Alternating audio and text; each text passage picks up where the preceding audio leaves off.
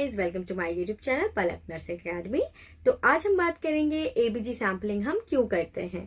तो जैसा कि हमने कल डिस्कस किया था कि एबीजी सैम्पलिंग हम कैसे करते हैं, उसकी नॉर्मल वैल्यू क्या होती है, और आज हम डिस्कस करेंगे कि हम पेशेंट्स का एबीजी क्यों करते हैं। तो उससे पहले अगर आप हमारे चैनल पे नए हैं तो please like, share and subscribe कीजिए और बेल आइकन को जरूर प्रेस कीजिए, जिससे हमारे आने वाली वीडियोस की नोटिफिकेशन आप तक सबसे पहले पहुंचे। तो चलिए स्टार्ट करते हैं। एबीजी सैम्पलिंग हम करते हैं, उसकी नॉर्मल वैल्यू क्या है और हम क्यों करते हैं। तो हमने कल डिस्कस किया था, उसके बारे में एबीजी के एक बार दोबारा से हम देख लेते हैं कि उसकी नॉर्मल वैल्यूज क्या क्या होती हैं। सबसे पहले हम पीएच लेवल देख लेते हैं।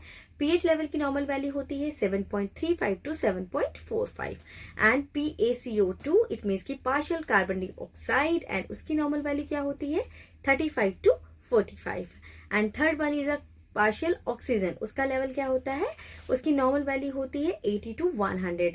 एंड उसके बाद में हम बाइकार्बोनेट की नॉर्मल वैल्यू देख लेते हैं 21 टू 28। ये हमारी हो गई नॉर्मल वैल्यूज। अब हम देख लेते हैं कि आखिर हम पेशेंट में क्या देखते हैं। एबीजी करने के बाद हम क्या देखते हैं। तो जब हम एबीजी करते हैं उसका फर्स्ट स्टेप होता है हमारा पीएच लेवल। पीएच लेवल है, अगर आप सभी को ये चीज पता होगी कि अगर वो कम है तो इट मीन्स की एसिडोसिस, अगर वो ज्यादा है तो इट मीन्स की एल्कोलोसिस। ठीक है, ये हम सभी ने पढ़ा हुआ होता है कि एसिडोसिस और एल्कोलोसिस क्या होता है। अगर हमारे ब्लड का पीएच अगर नॉर्मल लेवल से कम है, ठीक है, उसमें जो पीएच का लेवल है अगर वो कम है तो इट मीन्स की पेशेंट एसिडोसिस में जाएगा। बट उसकी क्या कंडीशन है, इसमें क्या क्या वैल्यूज होंगी जो कम होंगी, तब हम उसे कहेंगे रेस्पिरेटरी एसिडोसिस।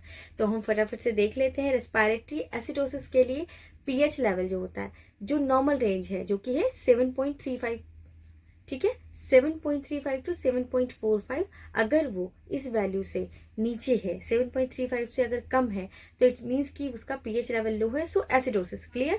उसके बाद सेकंड पॉइंट देखते हैं पार्शियल कार्बन डाइऑक्साइड। अगर उसका लेवल अगर देख रहे हैं कि आप बढ़ा हुआ है, ठीक है, नॉर्मल वैल्यू जो थी 35 टू 45, अगर इससे बढ़ा हुआ है तो इट मीन्स कि वो रेस्पिरेटरी में जा रहा है पेशेंट। ठीक है, अगर उसमें बाइकार्बोनेट का लेवल जो है वो नॉर्मल है, इट मीन्स कि ये क्लियर है कि पेशेंट जो है वो रेस्पिरेटरी एसिडोसिस की तरफ जा रहा है।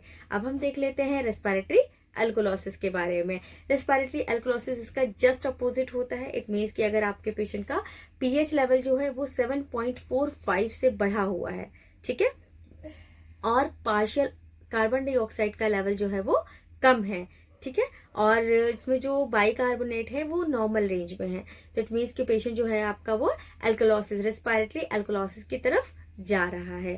अब हम देख लेते हैं, अब हम बात करेंगे मेटाबॉलिक एसिडोसिस के लिए। तो मेटाबॉलिक एसिडोसिस में हम सबसे ज्यादा फोकस किस पे कर रहे हैं, पीएच।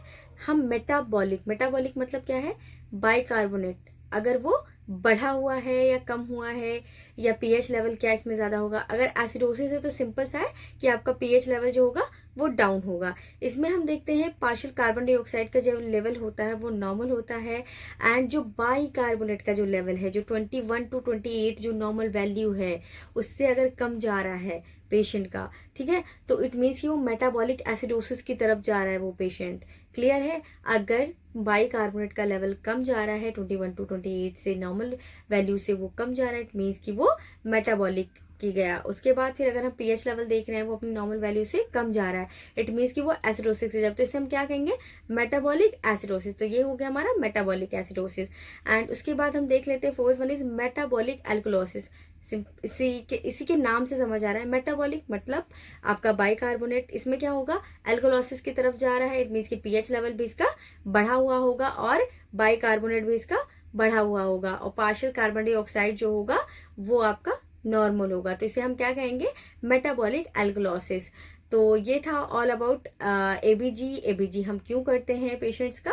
तो इससे ये हमें पता चलता है पेशेंट हमारा एसिडोसिस की तरफ जा रहा है या एल्कोलोसिस की तरफ जा रहा है, रेस्पिरेटरी एसिडोसिस की तरफ जा रहा है या रेस्पिरेटरी एल्कोलोसिस की तरफ जा रहा है, या मेटाबॉलिक एसिडोसिस की तरफ जा रहा है या मेटाबॉलिक एल्कोलोसिस की तरफ जा रहा है। सो आज के लिए इतना ही, हम कल मिलेंगे फिर नेक्स्ट वीडियो में। अगर आपको इस रिलेटेड कोई भी वीडियो चाहिए तो प्लीज कमेंट बॉक्स में बताएं। So thank you so much, bye bye, good night, like share and subscribe please.